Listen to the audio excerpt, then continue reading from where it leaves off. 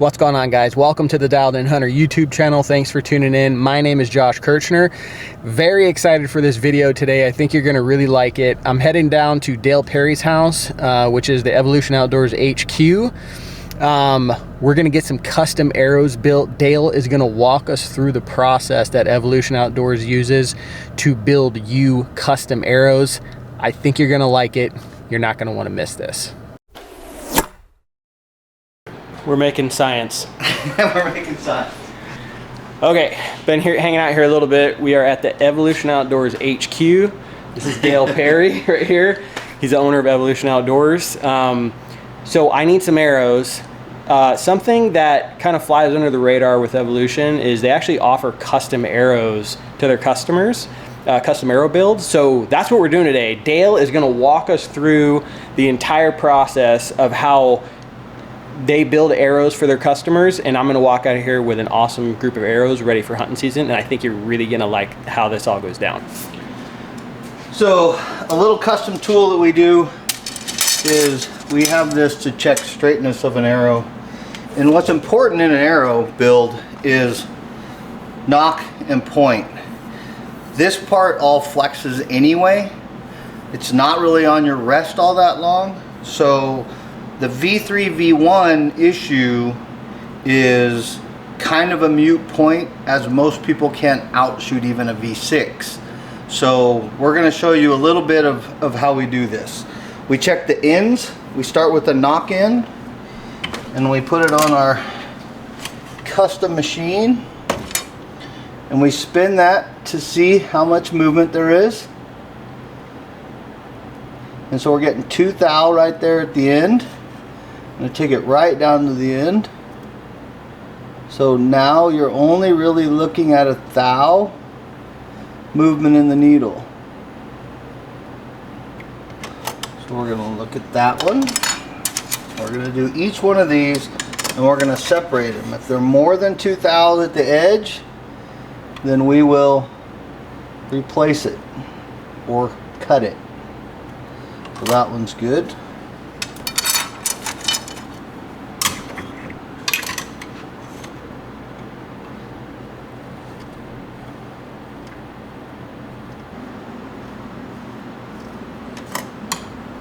So we'll go through the whole dozen that way, and we'll check all these, and then we'll go back and we'll pull the ones out that are out, and then we'll trim some of that off, and we'll start again. Okay, when you can see, we're gonna spin this, so we're getting about a 3 thou variance, maybe 2 thou, 2.5. So we'll take and we'll trim about 1/4 inch off this arrow. That way we'll trim it, we'll spin it again, make sure we're getting true. We have a certain amount of room to play with, especially with the Victory arrows. And then as we go, and then once we square up those ends, the arrow is going to be in great shape. Put the light on. So this is our pile of good arrows that we have that we're not going to do any trimming to. We're just going to square these ends up. So we're going to use the last chance archery saw here and square everything up. This is going to get loud.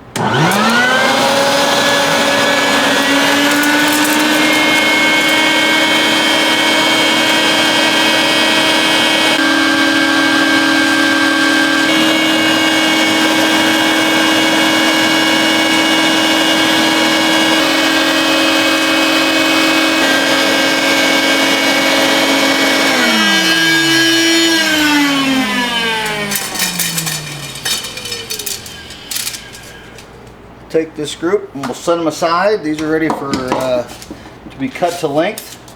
We can put the tips in them and be ready to go. Ready to rock. So this is our trim arrows. So all these were about 2 thou out. Even though they are V3s, we're going to trim them down so they're going to be shooting just like V1s. We're going to take 1/4 inch off of each one of these, and then we're going to spin them again to see how well they we got that little run out at the end of the arrow out, and that's where we get our square, which is the important side, because your knock goes in here and we want your knock to be square. That drives your arrow directly straight forward. If your knock is crooked or any of that, people don't spend enough time on the back end of the arrow which makes it fly better.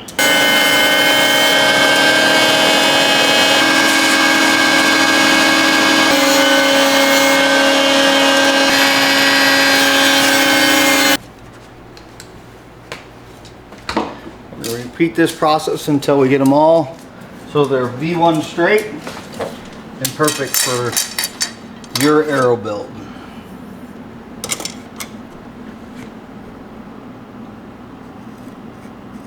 Like that. Bingo. I told you we were making science. Okay. There's a process. There's always a process. So stoked on this, man. The level of detail that Dale goes into here is just, in my opinion, next level. Like most shops and stuff, like there's some really good shops out there, but most shops are not doing this with your arrows. And to me, that just means that I can have that much more confidence going into the field, because what he's doing is just like, it's just going to make the performance way better. So I'm pretty excited about this. I mean, you're going to get a 1 thou. You're always going to get that. You're never going to get perfect. But none of us can see the difference. That's for darn sure. You're not that good, Dale? I'm not that good. No, I'm not that good. I designed a release and people think, my God, you must be awesome. No, I designed a release because I sucked. That's why. I'm better now. Those are 27 and 5/8 carbon cuts.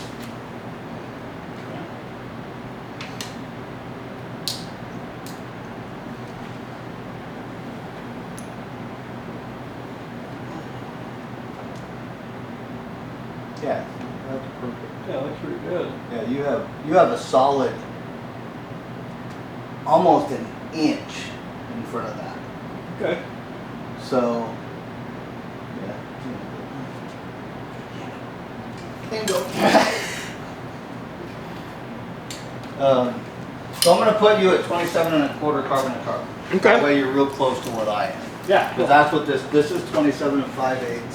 You had, you know, at least that much in front.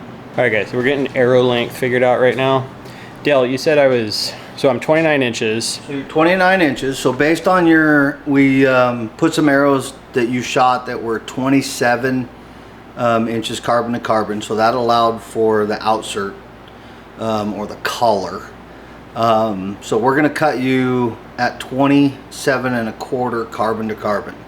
So carbon to carbon is what's important, because that way you can play with, you know, what nocks you're gonna use, what everything, and that way you have a consistent bearing on spine, how much, you know, arrow you have out in front of your rest, all that stuff, because rests can fluctuate, especially if you torque tune your bow.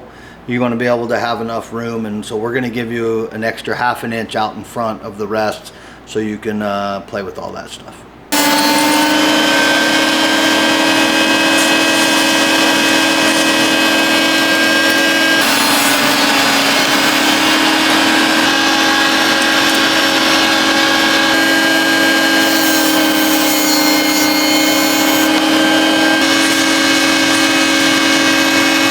Vein wise, we're gonna put 4 23 hybrids, A23 hybrids on here.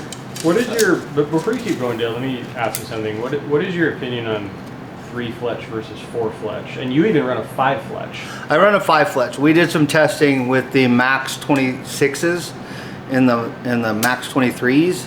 So with the Max 26s, a 3 fletch is the same weight and same aerodynamic drag as a 5 fletch Max 23. They weigh the exact same, the 5 fletches and the 3 fletches. We get the same amount of drag. We've tested it out past 100 yards and it's all the same. The only reason I run a 5 fletch is because it looks cooler. Pretty much it. So gotta like I mean, if you're looking, you know, I mean, if this is what we're doing, and one of the other things is you can see that this one got hit, so we just cut that off, and it still hits the same spot, and so yeah, that's why I run it that way. You gotta like what you see, man, you know? Pretty much. That's awesome. All right. So we're gonna do 4-fletch. We're gonna do a 4-fletch hybrid, just like this one right here. 4-fletch hybrid. Yep. So we're gonna run right those. There. Yep. Cool. I like it. And the cool thing is you can knock tune. You don't have to look at your arrow. You put it on your rest. It's going to be the same either way. You can turn it. You got 4 different positions to put it in. Yep. You want to knock tune your arrow if you have an arrow that's a little bit out.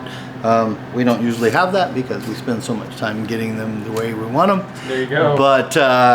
But yeah, and that's just you get a little bit more vein clearance because it's a lower profile vein than you would. So if you're shooting longer distances and you're bringing your sight down further, you have a little bit more sight clearance because your veins are lower profile. I've definitely run into that in the past. Being from Arizona, we like to shoot over 100 yards here, so. Yeah, commonly. And so yeah, and that's one of the reasons is more and more people are going to that lower profile vein, and the AE hybrid steers a broadhead.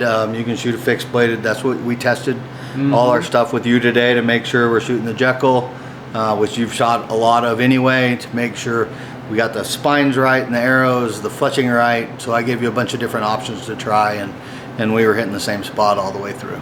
For Josh's arrows, we're going to run the glue-in system. So what we have now is we have basically the Jekyll or the hide, it doesn't really matter, depending on which one you want to run, or you can switch back and forth.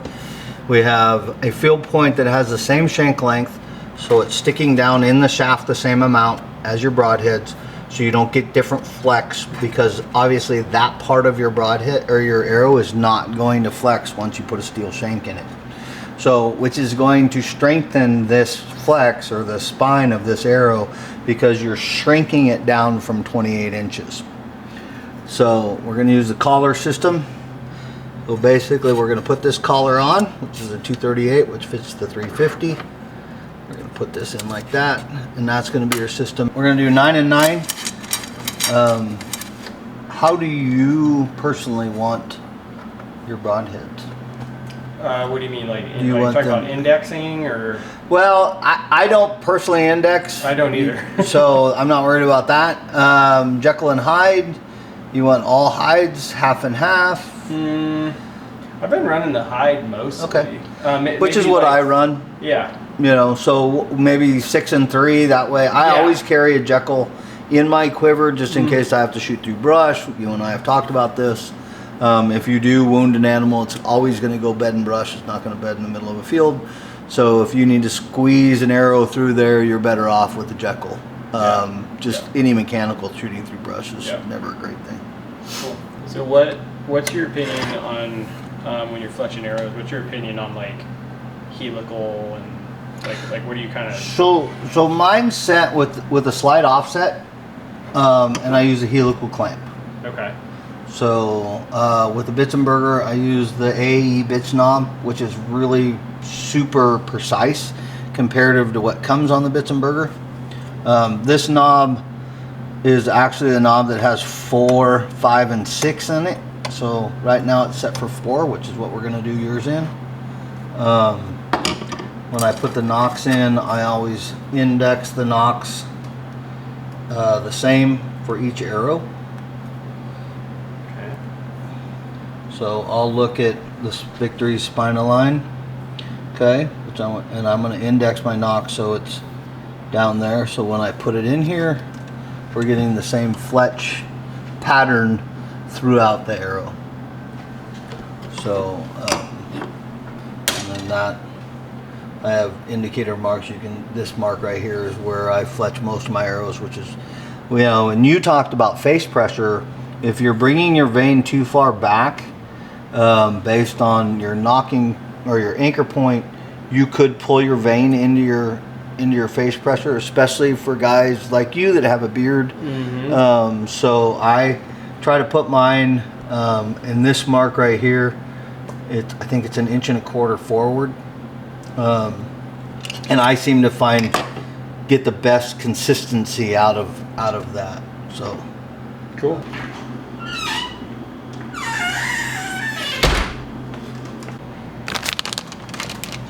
And most arrows are already pretty clean, but you just cut them You have carbon on them. I'll have a chance, but you can see you get some carbon residue on there. Yeah. And so this helps with getting them to stick better. Albeit, and everybody does this a little bit different. There are people that do the what you would call the dot method, and I'll show you that in a second. Hold that for 10 seconds. Let that dry. Set up another clamp. Dot, dot, dot, dot, dot, dot, dot, dot, dot. And as you're going dot to dot, there'll be a little small film which will carry through. So when you put it on, it sets. Usually you'll get buildup down here in this bottom corner. I take it while it's in the clamp. You can use a Q-tip. You can use lots of different things. And I'll set up my next vane.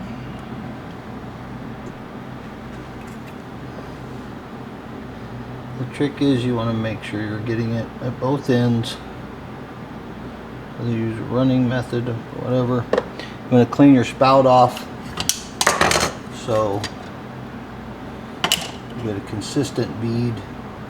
You don't get overlapping glue everywhere. And you want it to stick.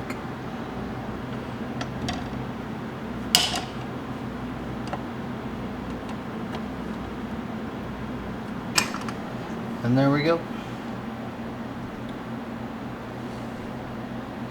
4 flats with AE hybrids. Alright. We'll do 3 of these. Go out and shoot some grooves.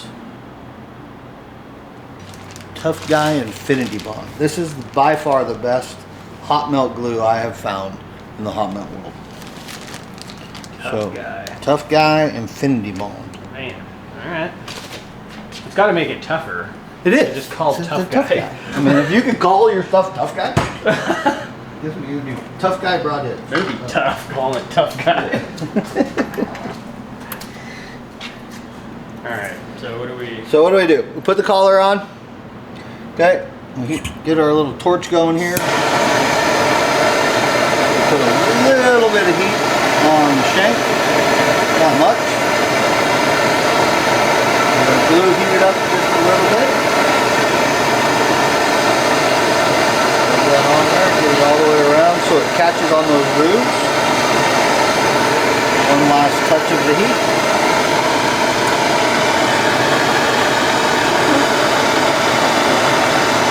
Twist it, get it in there. You're going to push it inside that insert.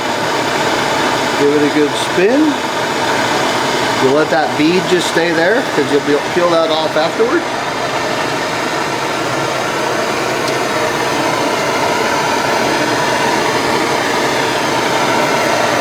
In process.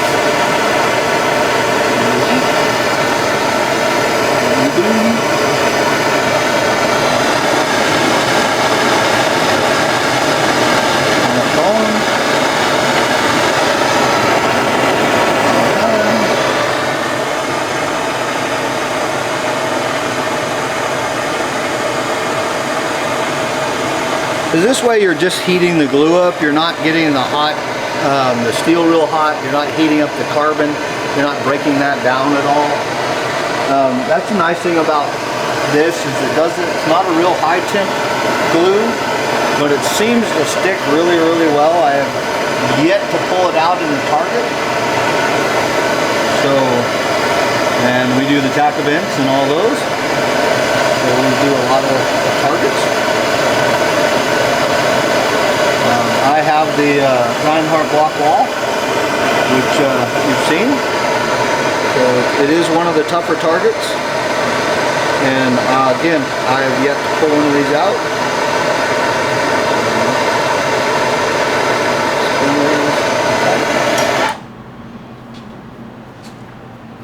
So it's been perfect. No wobble. Bang, bang, boom. Bang, bang, boom. So we'll let that dry. It's almost dry already. How long does it typically take to dry? A couple minutes. Oh, okay. Yeah. I mean, it's almost dry to the touch now. It's not even beaten up. So we'll just let it cool for a second and then We'll peel that off and we'll go shoot it. All right, ready for the spin test? Ready. It's not. It looks like it's not even spinning. I know. At first I thought, well, you can see the numbers. Yeah, that's the only way you can tell it's spinning is the numbers. That's the upside of having a glue-in system. You don't have the extra components, the screw-in part, so you don't have certain meeting points. You have one shank that goes in. The collar's just there for structure of the arrow, so it can take the impact so the arrow doesn't explode. So let's go shoot some. All right, yeah, we're gonna go out to Dale's personal little archery range here, which I'm super jealous of, and see how these things fly. All right, so we're at 50 yards. We're gonna just see how they group. I think it's gonna be, judging off of what happened earlier, I think they'll group just I fine. think they're gonna be not good. So let's see what happens.